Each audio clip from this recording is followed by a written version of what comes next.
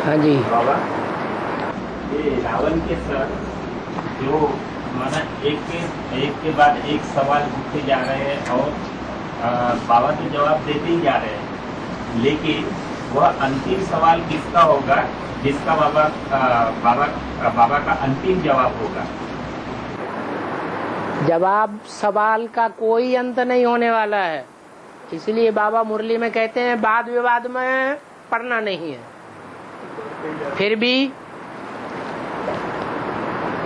बच्चे पढ़ाई पढ़ते हैं, सवाल पैदा होता है तो जवाब तो दिए जाते हैं।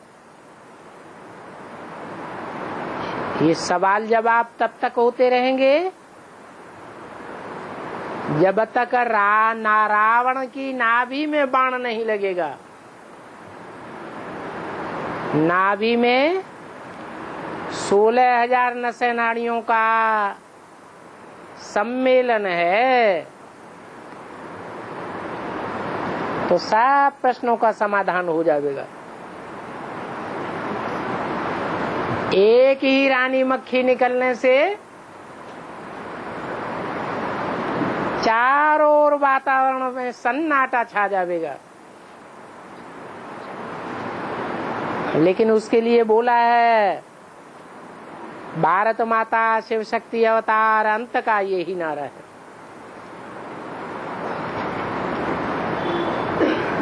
वो पाठ प्रत्यक्ष होगा और खेल खलास हो जाएगा। और जब तक देह के लिए चाहिए है तब तक ये बुरी मार्ग है, जब तक देह के लिए चाहिए है तब तक ये भक्ति मार्ग है। बाबा ने कहा तो साकार परम धाम में जाने से ही एकदम शरीर का चाहिए तो खत्म नहीं होगा, वहाँ धीरे धीरे प्रैक्टिस से होगा ना, तो क्या वहाँ भी भक्ति मार्ग होगा? परम धाम में भी भूख प्यास लगती है क्या? है? भूख प्यास देह को लगती है या आत्मा को लगती है? है? देह को लगती है। जो देह अभिमानी होंगे वो परम धाम में पहुंच सकेंगे। जिन्हों देह की चिंता है, हमारा पेट कैसे बढ़ेगा, धंधा दौरी छोड़ देंगे तो कैसे चलेगा? धंधा दौरी चलाने के लिए मित्र संबंधियों से संपर्क संबंध रखना जरूरी है।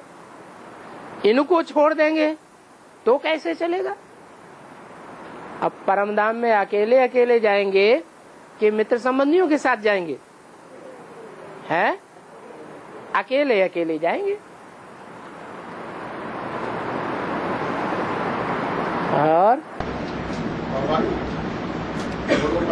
ये महात्मा गांधी का जन्मभूमि है, पोरबंदर, हाँ, ये महात्मा गांधी का जन्मभूमि है। हाँ जी, हाँ जी। अंग्रेजों की विरुद्ध उन्होंने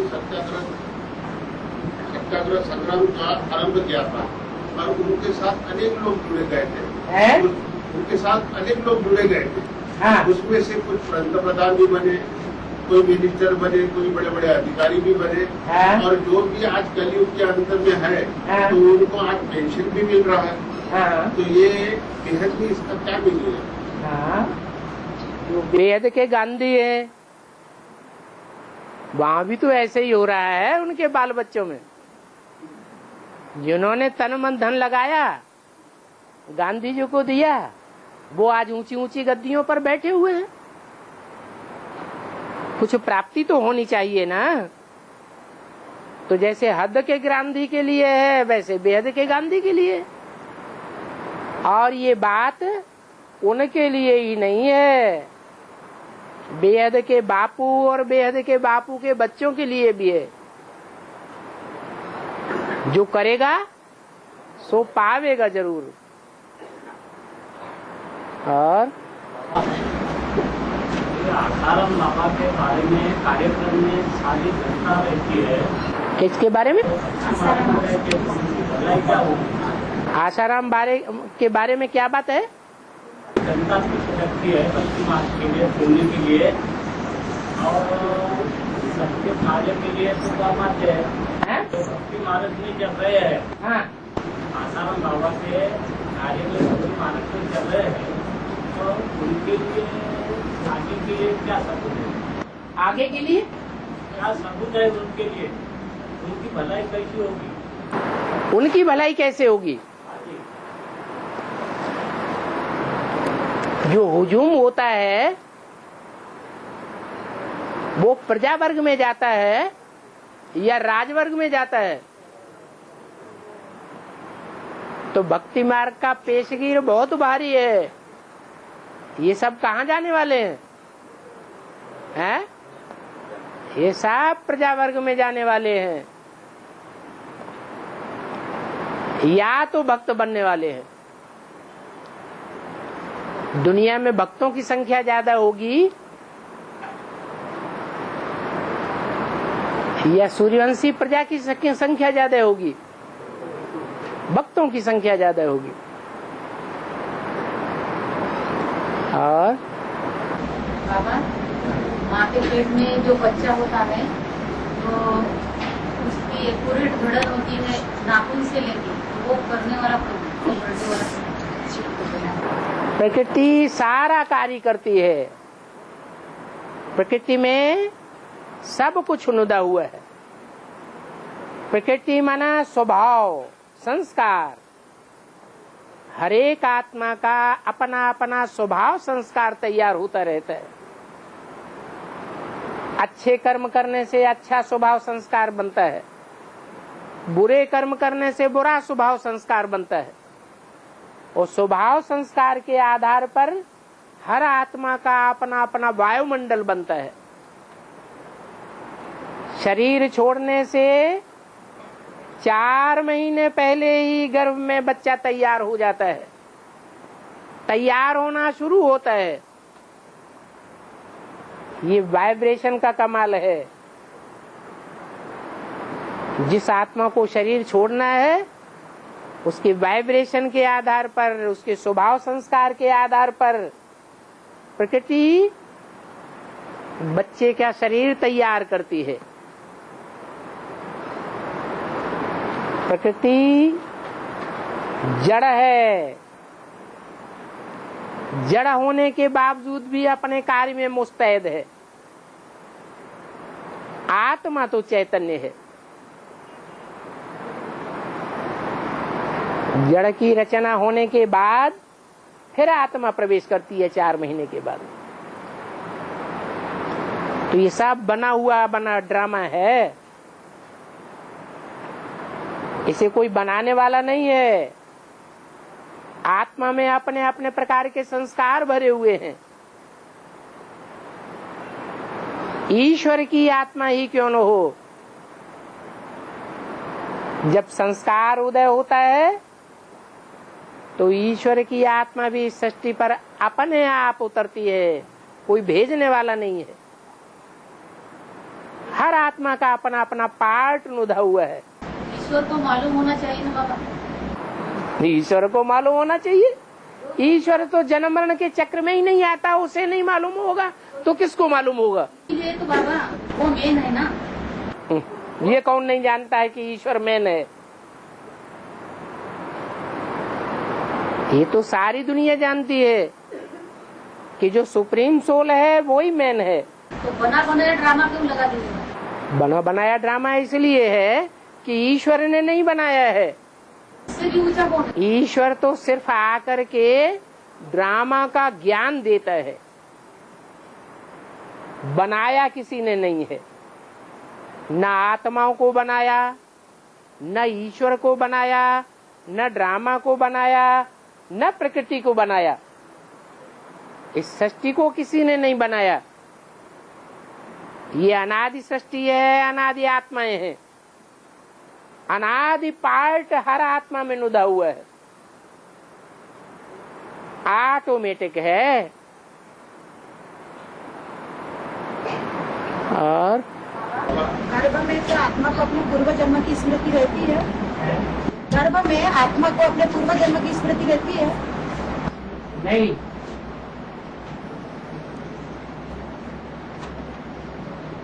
गर्भ में प्रवेश करते ही गर्भ में प्रवेश करते ही आत्मा सूक्ष्म शरीर से अपने पूर्व जन्म को याद करती है। वो भी पहले पूर्व जन्म को जो पिछला वाला है, ऐसे नहीं कि पिछले जितने भी जन्म लिए हैं उन सबको याद करती है।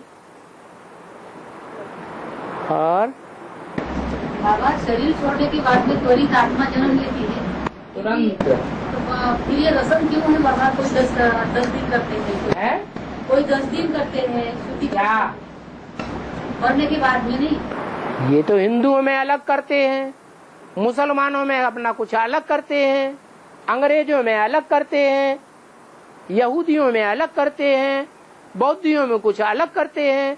ये तो मनुष्यों की डाली हुई परंपराएं हैं। ये सब झूठी बातें हैं। भक्ति मार्ग के अंधश्रद्धा के ऊपर चलते रहते हैं। असली बात तो बाबा आकर के बताते हैं। और लौकिक में भी माँ बाप बच्चों को जन्म देकर पालना के निमित्त बनते हैं, परंतु उनके मृत्यु के निमित्त नहीं बनते हैं। माँ बाप अपने बच्चों को जन्म देकर पालना के निमित्त बनते हैं, लेकिन परंतु उनके मृत्यु के निमित्त नहीं बनते। मृत्यु तो समय पर स्वतः ही आती है ऐसा। और कोई माँ बाप बच्चे का गला घोंट दें, पेट में ही बच्चियों को निकाल देते हैं। आजकल डॉक्टरों को पता लग जाता है ना कि बच्ची है कि बच्चा। बच्ची होती है तो बच्ची को चीड़ फाड़ करके निकलवा देते हैं। ये माँ बाप बच्चों का गला नहीं घोंटते, तो ये बात झूठी है कि सब माँ बाप पालना ही करते हैं जन्म देकर। जन्म भी नहीं देते, पालना भी नहीं करते, पहले ही मार देते हैं। और मुरली में बोला है कि स्थूल शरीर की आयु गिनी जाती है। स्थूल शरीर की आयु गिनी जाती है। सूक्ष्म शरीर की, स्थूल शरीर की, स्थूल शरीर की आयु गिनी जाती है, सूक्ष्म शरीर की आयु नहीं।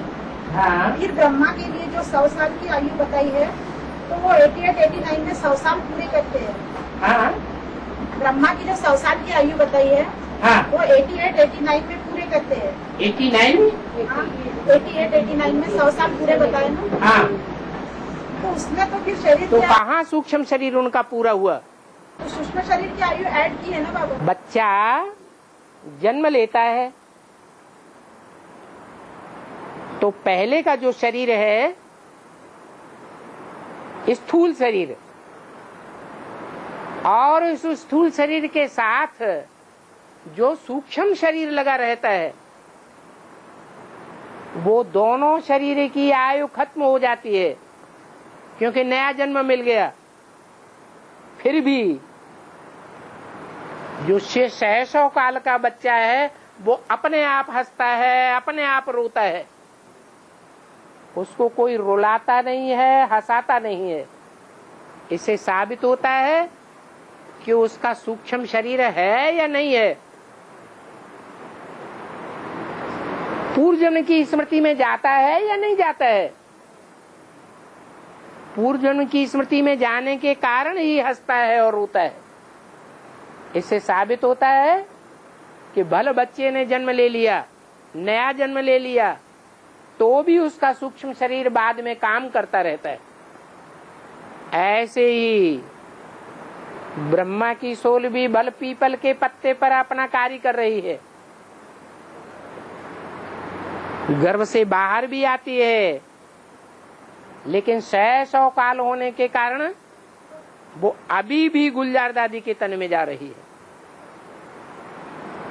एक कृष्ण के लिए ही शास्त्रों में गायन है कि 10 महीने का गर्भ पूरा होने के बावजूद भी वो पैदा नहीं हुआ,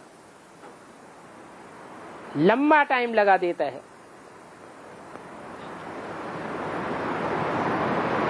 तो सूक्ष्म शरीर की आयु नहीं गिनी जाती है। सिर्फ कहा जाता है कि सूक्ष्म शरीर समाप्त हो गया क्योंकि नया जन्म मिल गया।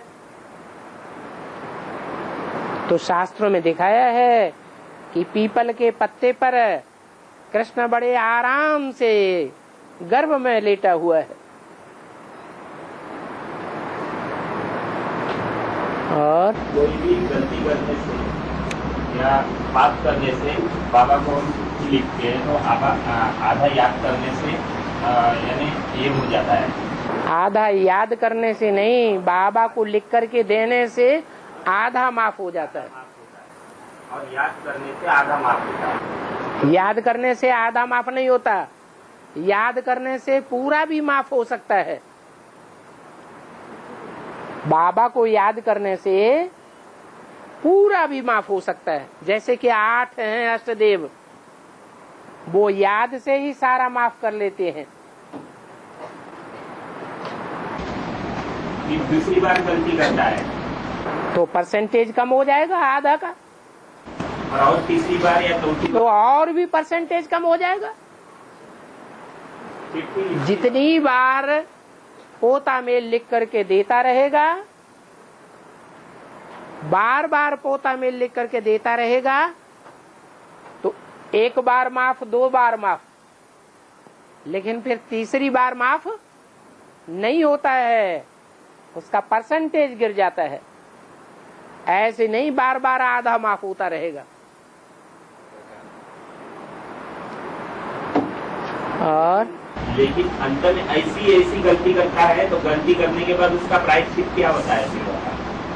वो फिर जैसे कसाई होते हैं, बार बार कसाई घराने में ही जन्म होता रहता है और उनकी बुद्धि में ये बैठता ही नहीं कि गाय को काटना कोई पाप कर्म है।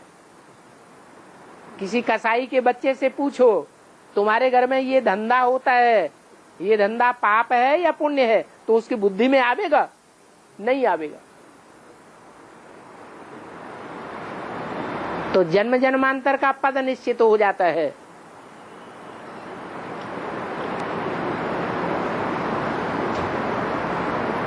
कोई ऐसे भी तो 500-700 करोड़ की सृष्टि में होंगे जो भक्ति मार्ग के 63 जन्मों में आदि से लेकर अंत तक चांडाल कुल में ही जन्म लेते रहते हैं। गांठ बांध रखी है उन्होंने संगम युग में कि हमें सुधरना ही नहीं है।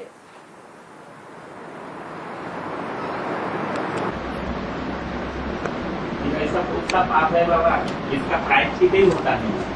अरे बता तो दिया, 1 बार लिख करके दिया, माफ हो गया आधा। दूसरी बार लिख करके दिया, वो भी माफ हो गया। अब बार बार वही गलती करते रहेंगे और बार बार माफ होता रहेगा।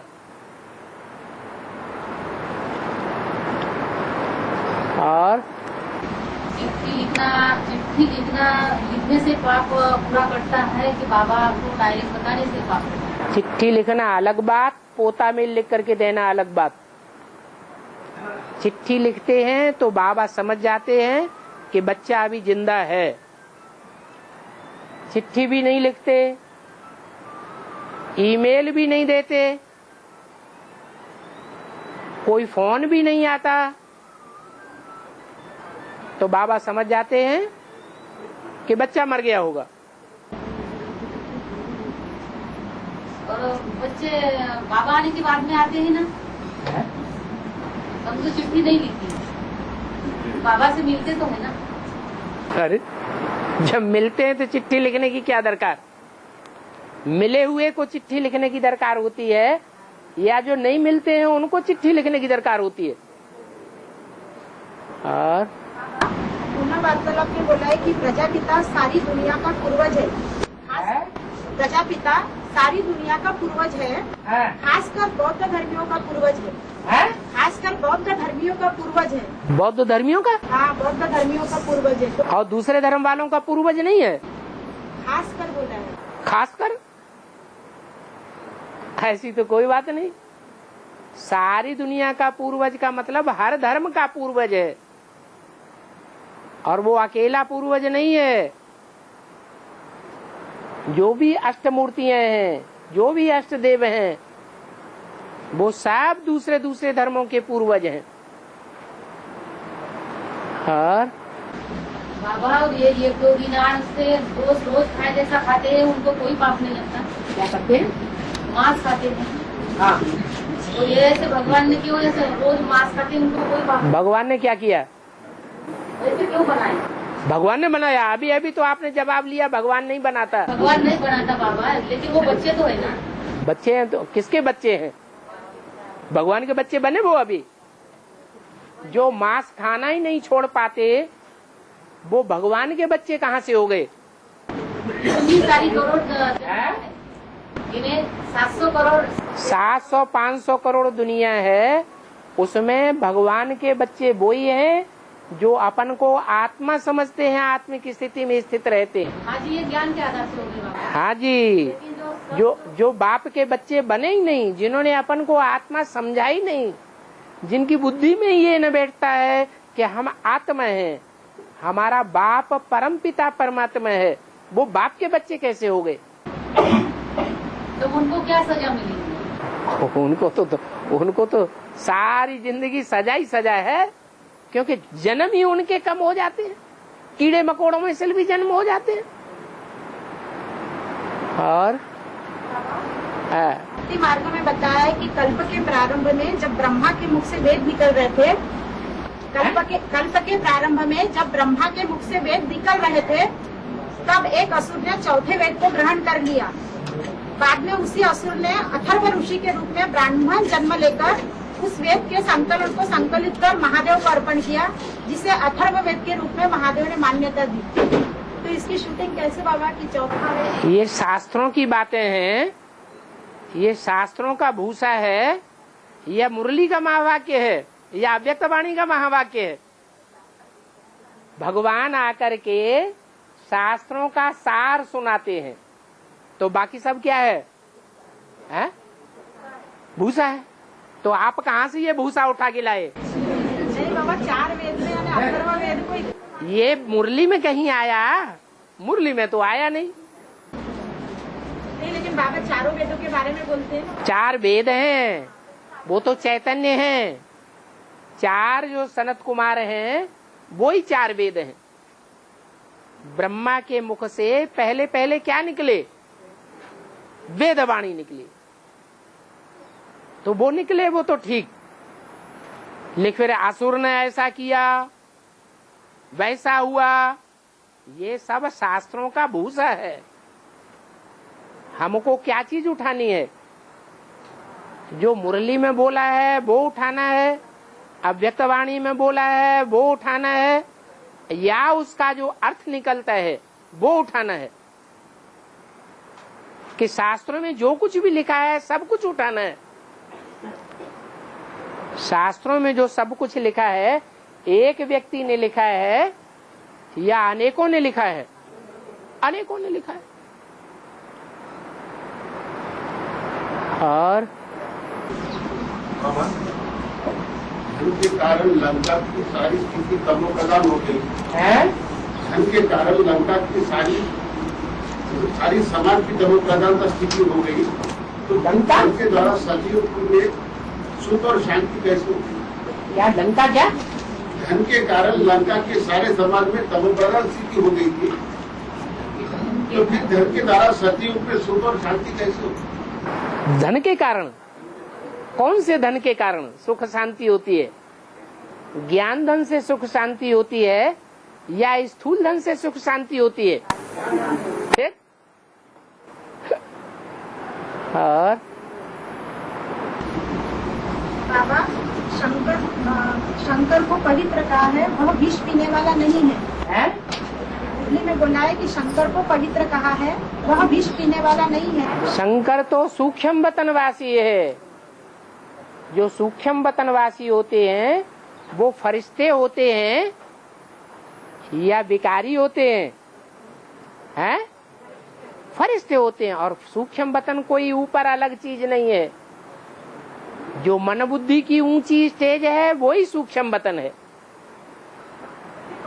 तो ऊंची स्टेज में रहना माना पवित्र बुद्धि है। मनन चिंतन मंथन की गहराइयों में जाने वाली बुद्धि है। जो मनन चिंतन मंथन की गहराइयों में जाने वाला है वो विषयी आत्माओं का विष पीता है या शिव बाबा पीता है? पीने वाली आत्मा कौन है? विकारों का विष पीने वाला कौन है? कोई देव आत्मा है या स्वयं भगवान है? स्वयं भगवान पीता है। और अव्यक्तवाणी का पॉइंट है कि दूसरों की सर्विस करने से खुद की सर्विस हो जाती है। किसकी सर्विस करने से? दूसरों की सर्विस करने से। दूसरों की हैं? दूसरों की सर्विस करने से खुद की सर्विस हो जाती है, ये बात ठीक है।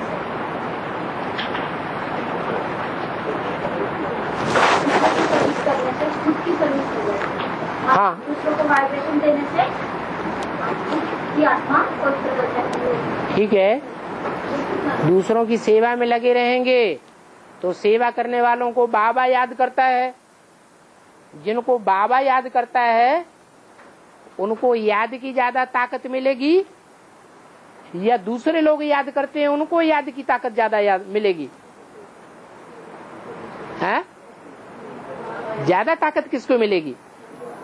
जिनको बाबा खुद याद करता है तो उन आत्माओं को सेवा का फल जरूर मिलता है।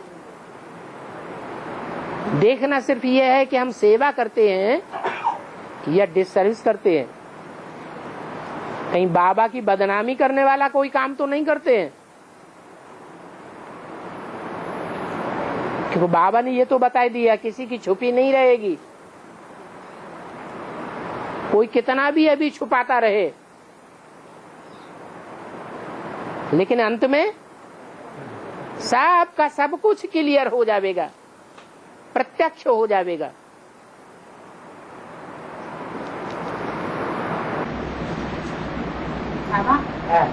सौ माना सौ तेले, तो ऐसा कौन सा पुरुषार्थ करते हैं तो दिल पर चढ़ते हैं? एक के बन के रहे।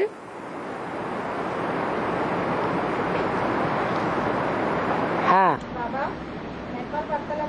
100 जो हैं मन के वो तो और धर्म से कनेक्टेड हैं और 8 सूर्यवंश से कनेक्टेड हैं। तो 100 तेले नाम आता है। और है 100 तेले होकर के दिल पर चढ़ते हैं, सिर पर चढ़ते हैं। सुधर जाएंगे तो दिल पर चढ़ेंगे। जो 100 मण के हैं माला के 8 के अलावा वो बाद में सुधरेंगे या पहले ही सुधर जाते हैं? जब सुधरेंगे तो दिल पे चढ़ेंगे। और रामायण में जो 2 पार्ट है चिरंजीवी के, हैं? रामायण में 2 पार्ट बताए गए हैं चिरंजीवी के। एक है हनुमान और दूसरा है जाम्बवंत है, जामवंत है। तो दोनों को चिरंजीवी का कैसे चाहिए? क्या कहते हैं? चिरंजीवी। चिरंजीवी। हनुमान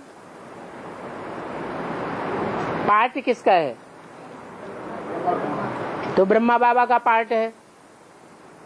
और जामवंत जो पार्ट है सारे शरीर में बाल ही बाल हैं। वो कौन से धर्म से कनेक्टेड है? सिख धर्म से कनेक्टेड है।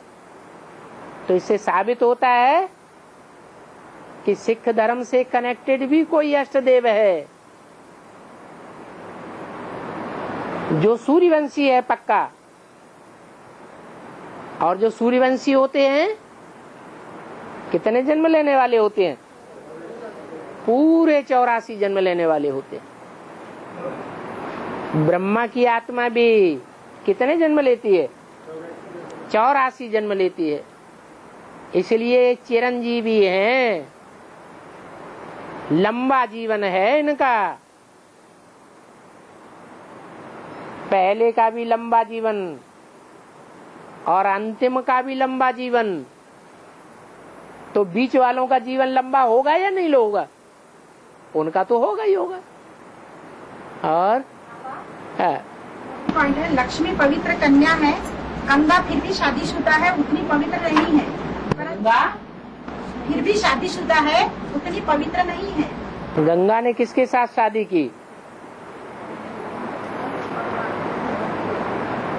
अरे गंगा ने किसके साथ शादी की? शंकर के साथ शादी की है। शंकर के सर पर चढ़ी हुई है जो गंगा, वो बच्ची के रूप में बैठी हुई है या शादी की हुई है? बच्ची है। जो बच्चे ज्यादा सर्विसेबल होते हैं उनको माँ बाप सर के ऊपर चढ़ा लेते हैं। जैसे 8 हैं, 8 भी शंकर के कहाँ बैठे हुए हैं? सर पर बैठे हुए हैं। तो 8 बच्चों की भी क्वालिटी है, उनमें गंगा की भी एक क्वालिटी विशेष है।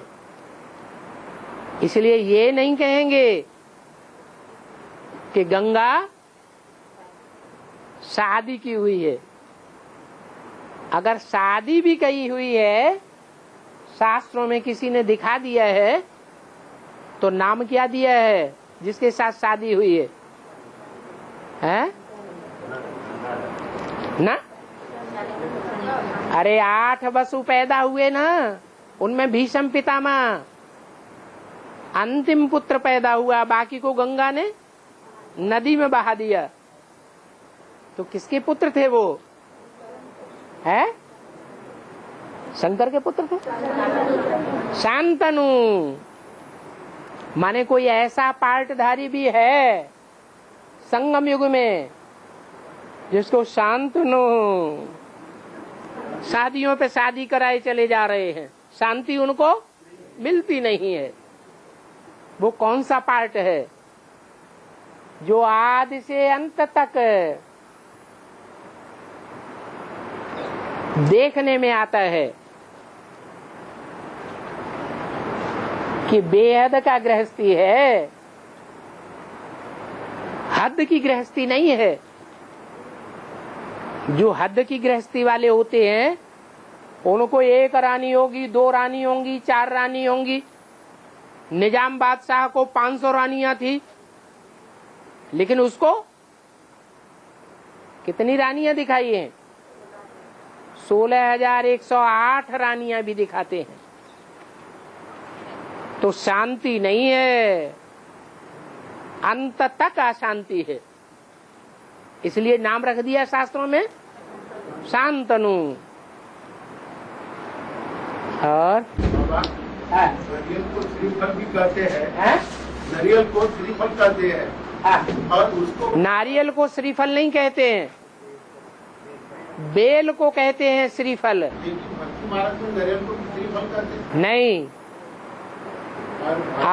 आपने गलत सुन लिया।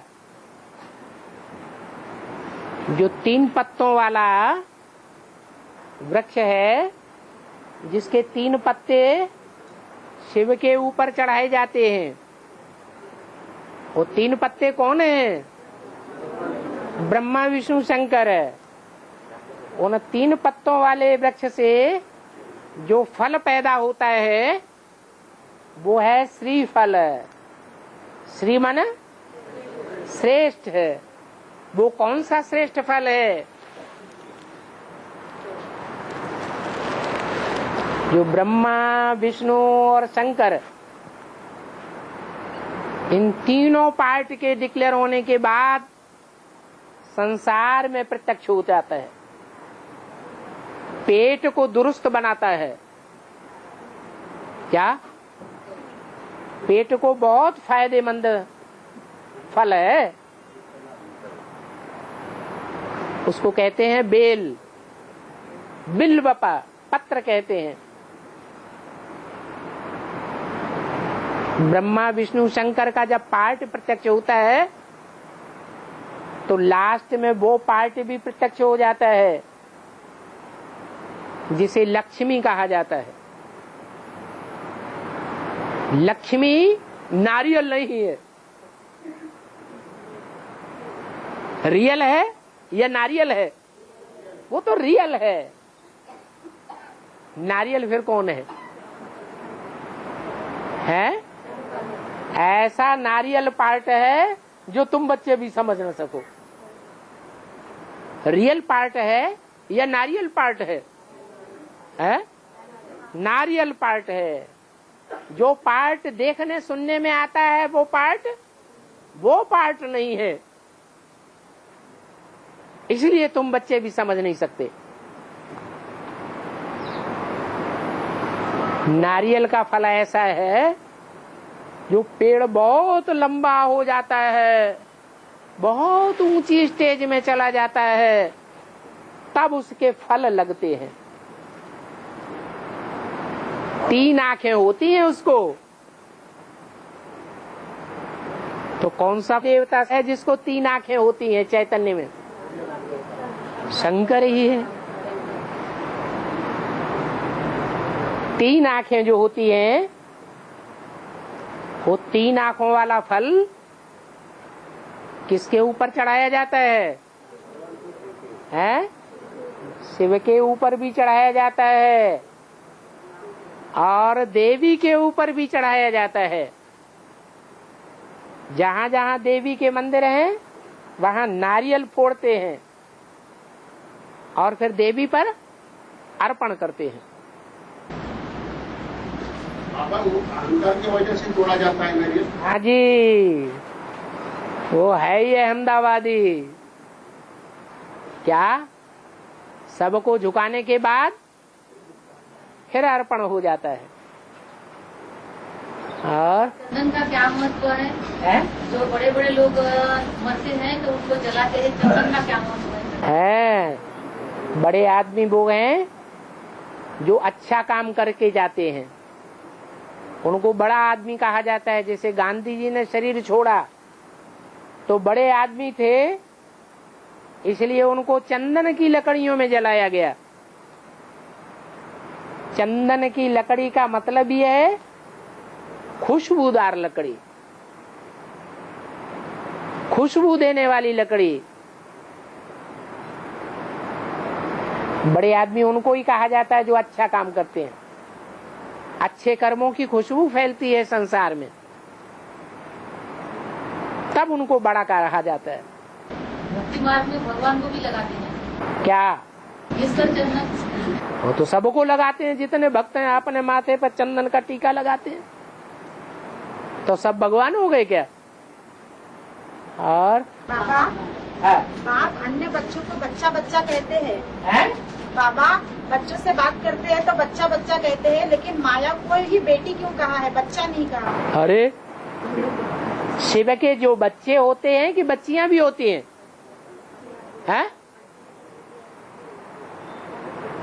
बच्चा जो होता है वो बाप का होता है और बच्चियां अम्मा की होती है। ब्रह्मा की सब क्या है? ब्रह्मा से जो जो पालना ले रहे हैं वो सब क्या है? बच्चियां हैं। और शिव बाबा के? शिव बाबा खुद रुद्र है, महारुद्र है, तो रुद्र के बच्चे भी रुद्रगण हैं। शिव बाबा का एक भी बच्चा स्त्री नहीं है स्वभाव संस्कार से, सब राजा बच्चे हैं। राजा में और रानी में क्या फर्क है? राजा स्वाधीन होता है, किसी के अधीन नहीं होता, और रानियां तो अधीन होती है। और जब बर्फ में दबे रहेंगे तो ये मार्स तो गल जाएगा, फिर कैसे आएंगे?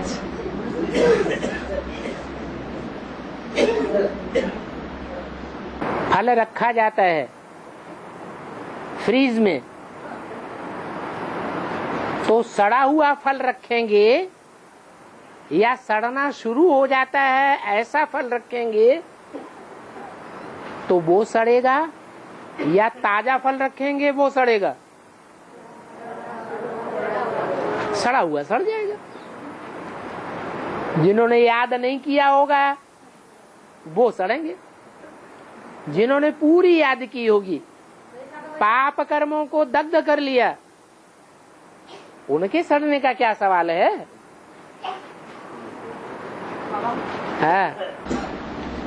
सुदर्शन चक्र घुमाना है तो शूटिंग पीरियड में रावण संगम युग के शूटिंग पीरियड में रमण करना है या ब्रॉड ड्रामा का याद करना है, रमण करना है? एक ही बात है, जो शूटिंग पीरियड में है चक्र, वही चक्र 5000 वर्ष में घूमता है। शूटिंग पीरियड है, गर्भ है, और 5000 वर्ष वृक्ष है। फाउंडेशन संगम युग है। संगम युग में जैसे जैसे संकल्प चलते हैं, जैसे जैसे संकल्पों की रील घूमती है, वैसे वैसे 5000 वर्षों की शूटिंग हो जाती है। इसलिए बोला है संगम युग मौजों का युग है। फिर मौजों को युग में कोई रोते तो नहीं है, दुखी तो नहीं होते हैं। दुखी होते हैं या नहीं होते हैं? होते हैं।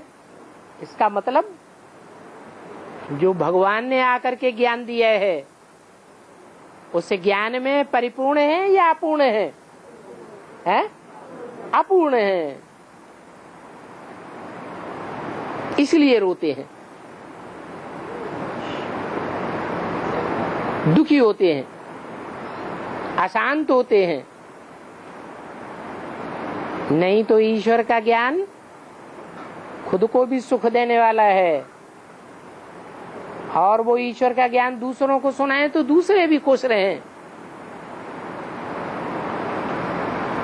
ज्ञानी वो है जो खुद सुखी रहे, खुद शांत रहे, और संसर्ग संपर्क में आने वालों को भी सुखी और शांत दे। और धनवान जीवन से भी मूल्यवान जीवन श्रेष्ठ है। धनवान जीवन से भी मूल्यवान जीवन श्रेष्ठ है। धन तो नश्वर है, ऐसा क्यों है? क्या धन नश्वर है? धनवान जीवन से भी मूल्यवान जीवन श्रेष्ठ है। बुद्धिमान मूल्यवान जीवन, धनवान से भी मूल्यवान जीवन श्रेष्ठ है। मूल्यवान कौन है? धनवान से भी मूल्यवान मूल्यवान जीवन श्रेष्ठ है। मूल्यवान जीवन श्रेष्ठ है। धनवान से भी मूल्यवान जीवन श्रेष्ठ है। कौन सा मूल्यवान? अरे धनवान से आप किसको टैली कर रहे हैं? मूल्यवान जीवन कौन सा था? मूल्यवान वही है जो भगवान के धन को ग्रहण करता है, उसी को मूल्यवान कहेंगे। भगवान के धन की कदर नहीं की, भगवान आया और भगवान आकर के जो धन देता है उसकी कदर नहीं की, और धंधे दोरी में लगे हुए हैं, पेट के धंधे में। तो बुद्ध रूपी पेट के धंधे में लगना चाहिए या स्थूल धंधे में लगना चाहिए? जो स्थूल धंधे में लगे हुए हैं वो उस धन की कदर करते हैं, तो उनसे ज्यादा महत्व किसको देना चाहिए? जो बाबा ने आके धन दिया है उस धन की कदर करना चाहिए। और बाबा खांडा पॉइंट है, जनक जो सीता का बाप था उसको जीवन मुक्ति 1 सेकंड में मिली, वो ही जनक फिर अनुजनक बना। अनुजनक माने क्या बोलो? बाद में अनु माने जो अनुयायी हो उसको अनु। अनुयायी जो होता है पीछे पीछे चलता है या आगे आगे चलता है? अनुयायी माने पीछे पीछे चले सो अनुयायी।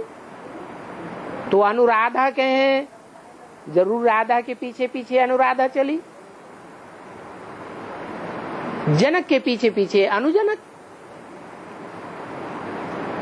और संगम पर अभी बाबा के बच्चे कोई 90 साल के 100 साल के रहेंगे विनाश में। तो फिर बाबा एक प्रश्न पूछती हूँ, उनको दांत रहेंगे क्या? जो 90 साल के 100 साल के छोड़ेंगे, तो वो बर्फ में दब के रहेंगे, तो उनको दांत रहेंगे? जो बच्चे होते हैं बचपन में, उनको पुराने दांत उखड़ते हैं कि नहीं, और नए दांत आ जाते हैं। तो जब बचपन में ऐसा हो सकता है, बच्चे में बुरे संस्कार होते हैं या अच्छे संस्कार होते हैं? अच्छे संस्कार। तो संस्कारों के ऊपर सारी बात है। जब सारे खराब संस्कार ही योग बल से भस्म हो गए तो बुढ़ा रह गया कि बच्चा हो गया है? स्वभाव संस्कार से वो आत्मा बच्चा हो गई। इसलिए सब कुछ नया आता है, दांत भी नए आ जाएंगे। और भक्ति मार्ग में अक्षय तृतीया के दिन मरे हुए आदमी के नाम से मट्टी का घड़ा पूजा जाता है। पानी भरकर मरे हुए व्यक्ति के नाम से मट्टी के घड़े में पानी भरकर पूजा जाता है। हाँ। पूजा होने के बाद में वो घड़ा ब्राह्मण को दान दिया जाता है। हाँ। इसकी शूटिंग यहाँ पे कैसे होती है? अक्षय का मतलब क्या है? क्षय माने विनाश होना, अक्षय माने जिसका विनाश न हो, ऐसी तृतीया जिसका कभी विनाश न हो।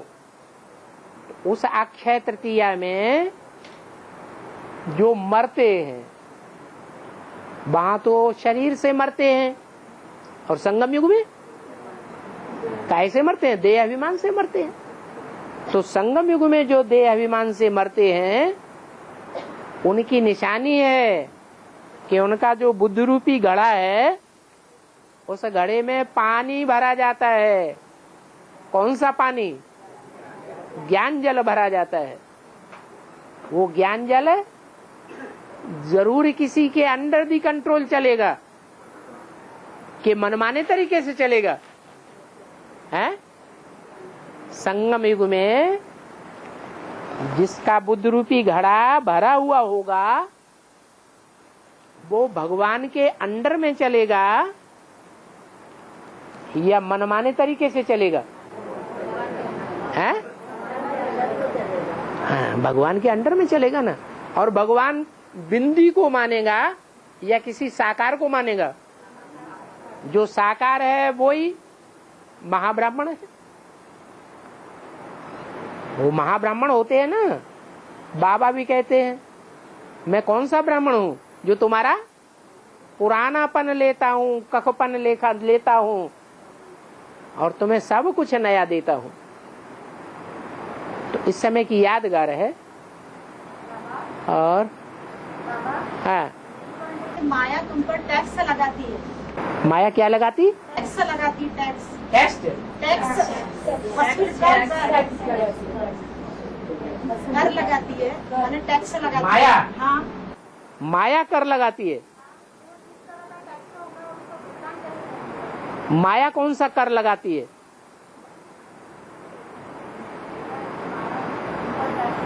सरकार तो कर लगाती है टैक्स वगैरह।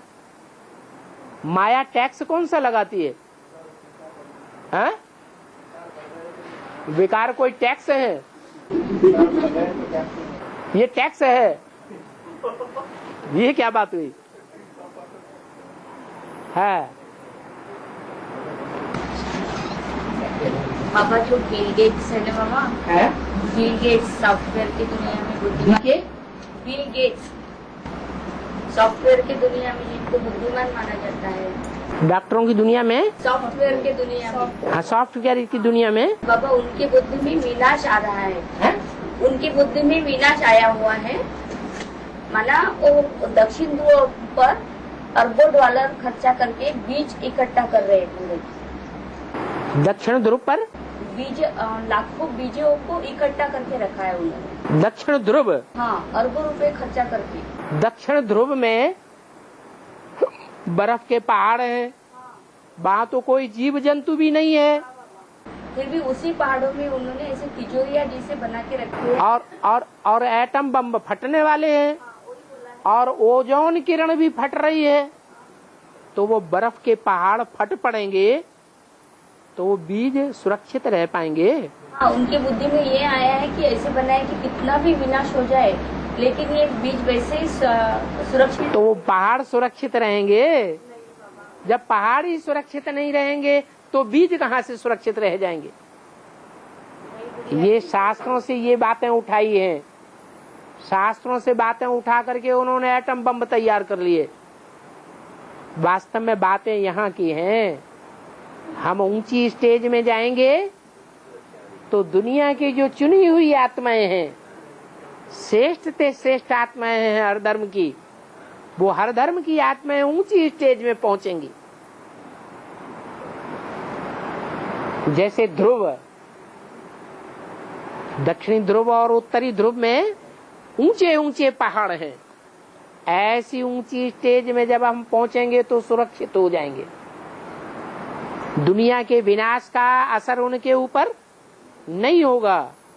बाकी उन बीजों की बात नहीं है जो बीज वो इकट्ठे कर रहे हैं। बाबा, ये विनाश में ये जो पहाड़ियाँ हैं, तो ये पहाड़ियाँ तो गिर जाएगी ना? हाँ। तो फिर बाद में अपने अभी आंखों से दिख रही, तो फिर वो कैसी ऊंची होती थी? वो पहाड़ी और कैसी जैसी की वैसी हो जाती? जैसी की वैसी हो जाती? ये क्या बड़ी बात हो गई? आप जहाँ से आए हैं, आप कहीं से आए हैं कि नहीं? आप जहाँ से आए हैं आप वहीं के वहीं पहुँच जाएंगे। ये कैसे हो जाता है? ये तो चैतन्य है ना? ये चैतन्य है। ऐसे वो पहाड़ियाँ भी भले जड़ हैं, तो जड़ का भी साइकिल है, एक एक अणु का भी साइकिल है। जहाँ से चलता है 5000 वर्ष के बाद उसको वहीं पहुँचना है। दुनिया की हर चीज, हर आत्मा, हर जड़ जंगम इस चक्र में बंधा हुआ है। इस चक्र में सबका अपना अपना पार्ट नुदा हुआ है।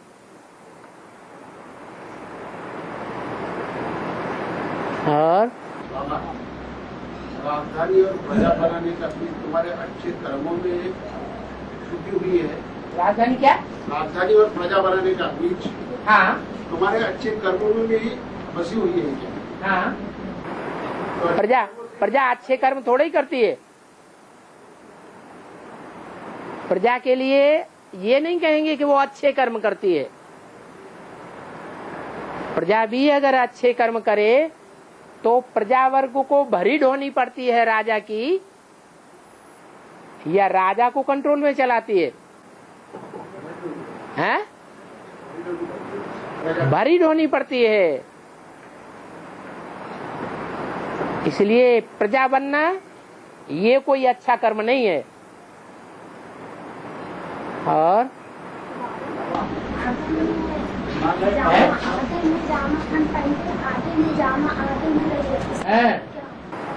जाम माने राजा, जो जम के बैठता है गद्दी पे प्रजा के सामने। तो राजा जो है, सारे राज्य का जितना भी धन संपत्ति होती है, पैदाइश होती है, उसका आधे हिस्से में राजा और राजा का परिवार भोगता है। बाकी आधी धन संपत्ति में सारी प्रजा जिंदा रहती है, सारी प्रजा भोगती है। तो ज्यादा सुखी कौन होगा? राज परिवार वाले ज्यादा सुखी होंगे या प्रजा परिवार के, प्रजा के लोग ज्यादा सुखी होंगे? राज परिवार ज्यादा सुखी होगा। इसलिए बोला आधा में जाम, आधा में रैयत। रैयत माने प्रजा।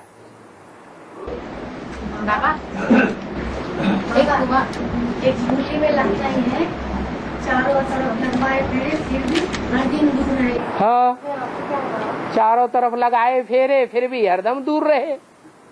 अभी भी ऐसी शूटिंग हो रही है। क्या? ये किनके लिए गायन है? भक्तों के लिए गायन है? भक्तों के लिए गायन है या ज्ञानियों के लिए गायन है? भक्त आत्माएं जो हैं वो अभी भी ज्ञान में आने के बाद दुनिया में चक्कर काट रही है। उनकी बुद्धि दुनिया वालों के तरफ भटक रहे हैं और जिसे पकड़ना है उसको नहीं पकड़ पा रहे हैं। भक्ति मार्ग में भी ऐसे होता है। तीर्थ यात्राएं करते हैं, चारों धाम करते हैं, जन्म जन्मांतर कभी क्रिश्चियन धर्म में गए तो गिरजाघर में चक्कर काटते हैं, हिंदू धर्म में जन्म लिया तो मंदिरों में चक्कर काटते हैं, सिखों में जन्म लिया तो गुरुद्वारे के चक्कर काटते हैं, मुसलमान बने तो मस्जिद के चक्कर काटते हैं। तो जन्म जन्मांतर चक्कर ही काटते रहे, चारों तरफ लगाए फेरे, फिर भी किसके नजदीक रहना है, किसके नजदीक रहने से हम ऊंचे बनेंगे, ये बुद्धि में किसी को नहीं आता है। चलो वो तो भक्ति मार्ग है, वहां तो ज्ञान ही नहीं होता, ज्ञान दाता ही नहीं होता। और यहाँ तो ज्ञान दाता मिला हुआ है। ज्ञान दाता मिला हुआ होने के बावजूद भी जो 8 ज्ञानी आत्माएं हैं उनको छोड़ करके बाकी 7 चक्कर काट रहे हैं, चारों तरफ लगाए फेरे, फिर भी जिसके नजदीक पहुंचना है उससे दूर ही दूर बने रहते। दूर है कि नजदीक है? क्या कहेंगे? हैं? अभी भी दूर है या नजदीक है? अभी भी क्या है? अभी भी दूर है।